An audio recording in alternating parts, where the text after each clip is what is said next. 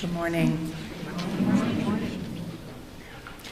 I'm running non-stop. I can't catch my breath. I feel like I'm drowning. These statements can be heard daily in the offices of those who work in child protection. One of the reasons for this is that clearly the work is difficult. Child welfare social workers are tasked with making sure children are safe, assessing for risk, and working with families and communities to improve functioning and prevent future maltreatment. As a piece of that work, these professionals are exposed to secondary trauma on an ongoing basis. They see and hear the effects of abuse and neglect, and it is hard.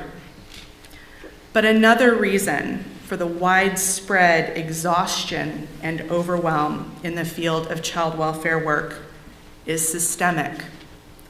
Over the decades, a mountain of mandates and initiatives has been piled on top of the workload for our profession. While well-intentioned, none of these have provided for increased funding for staffing, training, or enhanced safety protections. The effect has been that year over year, social workers are tasked with just one more thing that needs to be done, and the weight of this mountain has been crushing our people. This makes me think about those of us who are helpers, carers, and builders of the world we wish to see. Folks like you and me. So many of us are feeling the weight of just one more senseless tragedy, just one more example of abuses of power, just one more event in the world which we feel powerless to do anything about. In our daily lives, we often feel like we are moving through the world at an unsustainable pace, like we cannot catch our breath, like we are drowning. In my training and coaching work, I routinely preach the gospel of self-care as a crucial component of the resilience toolkit that child welfare professionals need in order to ward off burnout. I have long used the metaphor of the oxygen mask on an airplane as a reminder for child welfare professionals to take care of themselves first so that they can continue to help others. More recently, though, I've started to wonder if there might be a problem with this metaphor. You see, the airplane oxygen masks are only available if there's an emergency. By then, everyone on the plane is in crisis mode. What if we had a different metaphor for reminding ourselves to practice resilience? What if, instead of airplane passengers, we were scuba divers instead?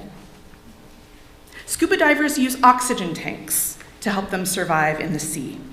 They must carefully check their equipment before their expeditions, consistently monitor their oxygen levels remaining, and take action to get themselves to safety before they run out of the air they need to survive.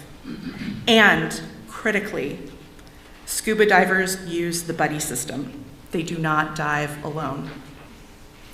I'm working with this metaphor in my own life, and here's what I'm making of it.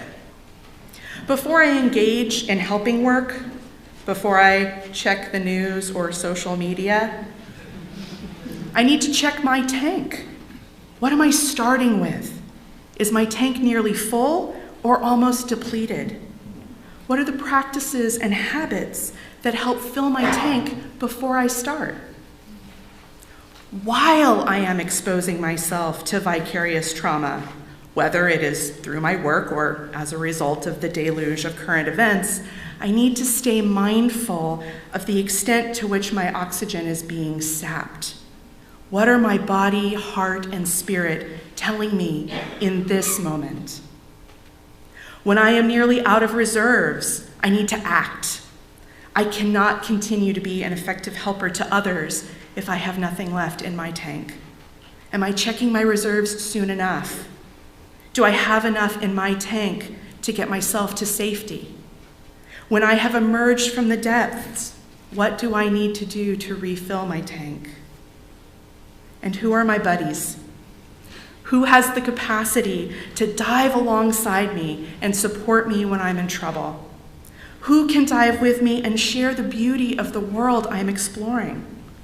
With whom can I connect after the dive to debrief and learn from the experience?